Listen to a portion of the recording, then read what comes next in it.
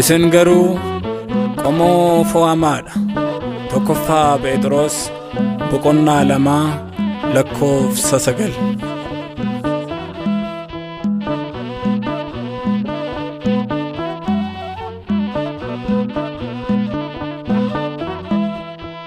Wal qoqqoodee wal simachuu diduus iddaan wal lakkaa'ee aangotti wal fiduu qoosanyii hin beeku kana ilaalchisaa addaa qomoo mudaan qabne jaalalaaf nagaani mana isaatii maddaa dhiigni wal qoqqoodee wal simachuu diduus iddaan wal lakkaa'ee aangotti wal fiduu qoosanyiin hin beeku kana ilaalchisaa addaa qomoo mudaan qabne jaalalaaf nagaani mana isaatii maddaa.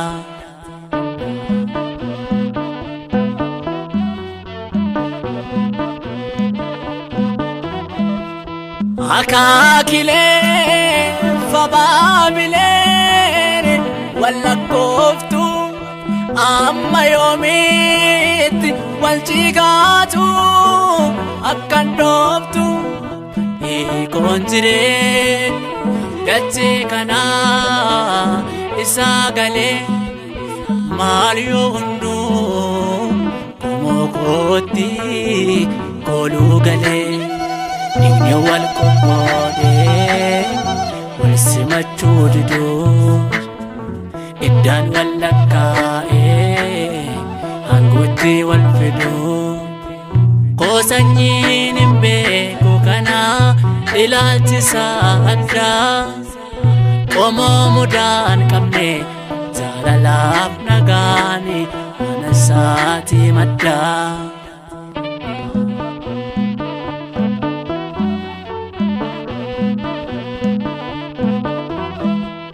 Jireenyi taas gabbaanii isa keessa caasaa malee qofaasaa hunda geggeessa biyyi lafaa burjaajoftuus naasuun qabnu buufanneen qabnu acheerraa waan abdannu.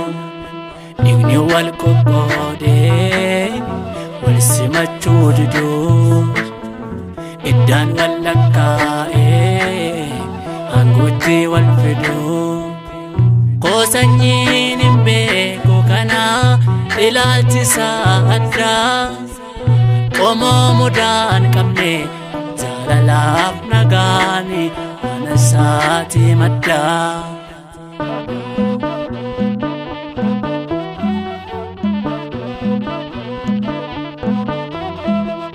Nama dabuu hin jarjaru akka namaa haala laalee hin kuffisu himatamaa soomni moo'ee galmeen dhugaa hin cufamu yoo ta'eyyuu isa fiiguun hin durfamu.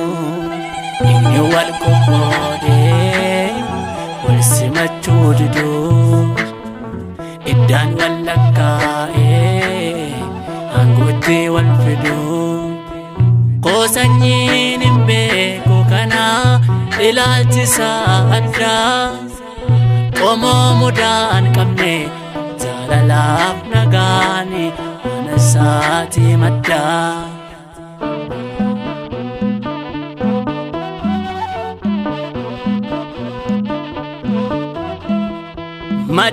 Madaalamuuf dhufne asirraa bornuu deemna abdii keenya san argachuuf karaa eegna kanaaf garaan keenya nawwuu cooma sirraa gamoon jignee samii qabnaa kakuun jirra inni wal qoqqoodee wal simachuu diduu iddaan wal lakkaa'ee aangootti wal fiduu qoosanyiin hin beeku kana ilaalchisaa addaa qomoo mudaan qabne jaalalaaf nagaani anasaati maddaa inni wal qoqqoodee wal simachuu diduu iddaan wal lakkaa'ee aangootti wal fiduu qoosanyiin hin beeku kana ilaalchisaa addaa qomoo mudaan qabne jaalalaaf nagaani anasaati maddaa